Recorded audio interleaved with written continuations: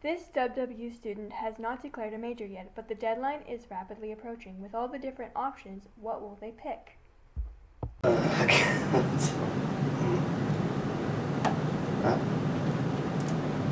What's this video? Welcome back to Marketing Debunked. In today's video, we'll be talking to professors of the marketing program to figure out what marketing at Western Washington University is really all about. First, let's meet our professors. My name is Kat Armstrong Soule, and I'm a marketing professor here at Western, and I mostly teach consumer behavior and a class called People and Money. My name is Mark Staton, and I am an associate professor of marketing.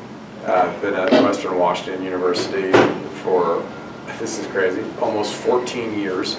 Wow. And I teach digital marketing and principles of marketing in the undergraduate program, and I teach marketing strategy in the MBA program. Okay. So I'm Purdy, and I teach a variety of classes in marketing. I teach marketing principles, marketing research, integrated marketing communications, and applied integrated marketing communications. I also teach some marketing strategy in the summer and every now and then an event marketing class. So a lot of different marketing classes that are really focused on execution. How do I help students learn how to engage with the practice of marketing? That all sounds great, but before we get into what those classes can even look like at Western, what is marketing in the first place? I feel like what we need to be explaining to students is not just what a marketer does, but what is the expectation of a marketer or for a marketer. And I've always thought that the best way to describe it is a marketer is an expert in the market. So the marketer needs to know everything there is about not only your company's products, but all of your competitors' products. And you need to understand what all the customers are. And you need to understand sort of the context of from economics to cultural to political. You really need to be an expert in all of the factors that go into whether a product is successful or not. Well, I definitely agree that people, like, the face of marketing is promotion and advertising. But when I think of like a bigger picture, all the things that marketing encompasses, I really just think about communicating, creating, and delivering value. So the way I explain marketing is that it's really about helping people solve problems. And so to do that, we have to start thinking way before even the idea of promotions, because we have to figure out what is the problem that somebody would want to solve. How do they think about that? What are they experiencing? And then how do we build a solution that solves that? But then how do we make it accessible to them? So it has to be priced right, it has to be in the right place, or it's not accessible. We have to do all of that really before we can promote anything. Wow, it looks like there's a lot more to the world of marketing than just promotion. But how do you find your niche in the marketing program at Western? So the guidance that I think I found most useful when I was trying to figure this out is you want to look at what the market wants. And so if you want to be in marketing research and work with data and analytics, there's going to be a different set of skills than if you want to work in digital marketing, content marketing, owned media. And so looking at what employers are asking for is critical. If I could get to every incoming marketing student, I would say to them, start researching the kind of jobs that you might want to do sooner rather than later, so you get a sense of the skills. Then you want to look for classes that offer those skills. Yeah. Because that's really using a marketing approach, which is really researching what the customers want, and then how do I build that? If you put that into the context of you are building a service that you're going to offer to customers, and those customers are companies, you're researching what they say they want, and you're building it. The first thing I would say is there's two things. Number one, if you're looking in the course catalog, that's actually a really good option to sort of see what's out there and see what piques your interest. I should know this, but like, I know that we as a department know what we're teaching over the next year. I'm not sure how far forward the course offerings are. But then the other thing I would say is go to the office hours, and not just go to the office hours of the professors you currently have. Go back to the professors whose classes you've already taken. Go talk to the office, go to the office hours of marketing professors you haven't met with. Tell them what you're interested in there, and then they can definitely. Actually, here's a little secret. Like I said, I know what's being offered next year. So even if it's not posted, someone could come to my office hours and I'd be like, yeah, let me look up, let me find the spreadsheet, and then I'll be like, oh, you should take this class. So now we know how to find the classes we want to take, but what does marketing look like outside of the classroom? Well, the first thing that I would suggest is that students come talk to us in office hours. Yeah. It's outside of class, it's much more informal. It's usually in small groups. Like I just had 3 students in my office, and we were talking about marketing research. And we can have a much more in-depth and nuanced conversation with 3 students in office hours than with 35 in a class. Yeah. And yet a lot of students are intimidated by the process of going to do that. Right. And that's understandable. What I want my students to think about is, hey, your professors are just people. And at one point we were an undergrad trying to figure things out. We know what that feels like. And so come talk to us and we'll be in a much better position to help you. Yeah, so we have SMA, of course, which is a Student Marketing Association.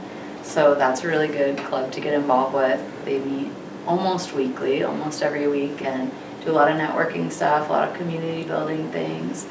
There's also DECA. I'm not sure how often they meet, but that's another marketing adjacent. Of course, there's like, I'm gonna say the name wrong, but Alpha Beta Psi. Is that Alpha Beta Psi is another great business club, so not specifically for marketing, but I know a lot of marketing students get a lot out of that club.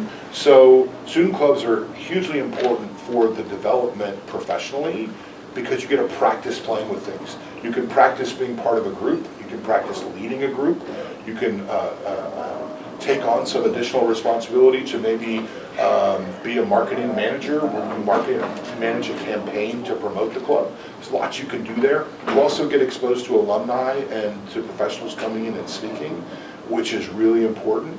It is hard to transfer your thought process from networking is intimidating and hard to networking is meeting people and hanging out. Yeah. But that's what you can do in a student club. Yeah. And so that's a huge extracurricular to think about as well.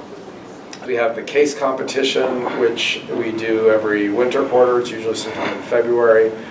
That's a great opportunity to sort of use your marketing understanding in a case and then actually speak with professionals about it. Being able to learn about marketing both inside and out of the classroom is crucially important. But where does marketing show up in the real world? Oh, that's a great question. So, like, one of the things I watch a lot of sports. One of my favorite things to do is when I watch sports is to try and reverse engineer the marketing strategy for every ad that I see. And so then like we were saying before, it's not just about promotion. So like when I go into a store, I was at this high-end mall in Salt Lake City last week, and it was funny because Lululemon was there, and then right across was Aloe, and next to Aloe was Viore, and it was fun to sort of go around the 3 stores and sort of try and reverse engineer what the positioning and target markets are for that. So basically, I would say anyone that ever goes shopping with me finds me really annoying because I'm always trying to sort of figure out, okay, so like, what's this positioning, and like, what are they, who is their buyer persona, and I do all this stuff, and so. So I basically see marketing everywhere. Yeah, I think I have a pretty expansive view of what encompasses marketing. So, now more than ever, every time you're anywhere on your phone or almost anywhere in a physical space, there's some part of marketing. We kind of, for better or for worse, live in a consumer space these days. It's as easy as opening your phone in any spot. You are exposed to promotions and retail environments everywhere. Well, it's everywhere. One of the things I think is the coolest thing is when, in the educational process, is when working with students and they start to see marketing come alive in the real world. We're talking about things happening in class, and then next thing you know, they're pointing it out happening in the real world. And that's a pretty cool development when they start to be able to diagnose and see things. So I see it everywhere in the physical world. I see it happen all over the university. When you go to the grocery store and you see all of the point of purchase promotions where they're offering you coupons right at the point of purchase and all of these different things. If you go to Hagen and they ask you on the card reader, would you recommend Hagen to somebody else? Well, that's a net promoter score. So it's all around us all the time. A lot of entertainment involves marketing in some way, shape, or form. I was just watching a show called Hometown, which is like a home renovation show. In the show, they're using Sherwin-Williams paint, and they make a point of showing the label and all that, right? It's clearly product placement, and yet most people would not see that as like, oh, that's marketing. Wow, those are some really cool examples of marketing in the real world. But what would happen if marketing disappeared from the world?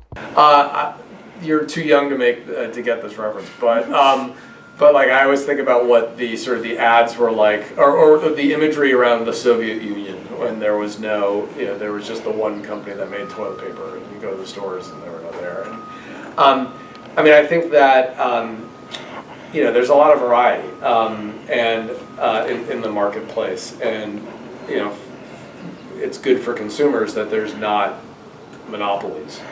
And so I think that if we did not have marketing, it would be a lot more monopolistic, and that would mean less choice and probably mean inferior products. And so I like to think of marketing as a way to sort of make products better for consumers. Yeah, so imagine a world in which you have endless rows of cardboard boxes, kind of that Amazon color of a box, but without any Amazon on it, and the silver of tin cans without any labels on it. And you just had to go row by row, hoping to find what you were looking for. Like, that would be a pretty difficult, right? Like, how would you know what's what, right? Imagine walking down State Street or Railroad Street in Bellingham, and no stores had signs. Yeah. You couldn't tell what was inside until you went inside. All that was on the window was gray paper. And you'd go inside and you go, oh, this is where you get bananas. Yeah. And then you'd have to go to the next store and you go, oh, well, this is where you get tennis shoes. How would we efficiently make our way through the world if there was no way to differentiate between where you would get things, no promotions to tell us what was out there, nothing to really help us make decisions in any way? I mean, no information on a package, like all that's marketing. And if we had to do that, if we had to navigate a world without that, that would be incredibly difficult for us to do. And now you're probably thinking, wow, that was a really cool video about marketing. But if I want to declare the major, what are my next steps? I would definitely say talk to your advisor. If you reach out to your advisor and you don't hear back, feel free to reach out to me anytime. I'm happy to talk to people one-on-one. I know it can be kind of overwhelming, and I hope that students feel comfortable approaching all their marketing faculty, but certainly always open to help students with navigating the curriculum and understanding what the different classes are in the process and things like that. She'll probably get annoyed that I say this, but the best person to talk to is Molly, Molly Bowman in the office. Okay. She would sort of, she answers those questions a lot. I always like to say that as I love doing academic advising, but I'm really good at talking about what classes to take. I'm really good about figuring out sort of next steps in terms of careers.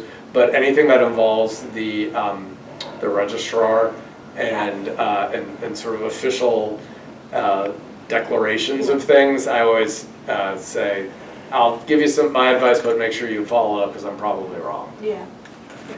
So I would recommend the first thing to do is to go talk to a professor and say, look, I'd like to declare, and I just want to check to make sure that this is the right thing for me. I think starting to develop the relationships with the professors early is really powerful and really useful. And the professor can talk over with you the next steps, and they can ask you questions. I always try to ask, where are you now in the process? If you know you want to major in business and focus in marketing, Yeah. where are you in the process? Yeah. Some people haven't even taken the first class yet, and other people have made their way, they're 5 or 6 classes in.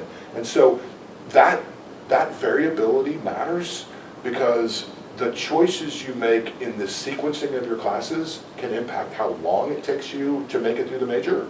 And of course, we want to help you make it through as fast as possible. So go talk to a professor. Welcome anybody to come talk to me in Parks Hall 206D during my office hours, which change every quarter, so who knows what that's going to be going forward.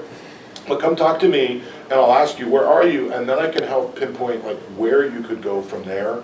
That would be the most efficient way to make through the major. Thank you for doing this. Yeah, thanks for asking me.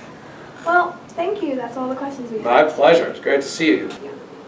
Well, thank you for doing this. Absolutely. Yeah, Yeah, my pleasure.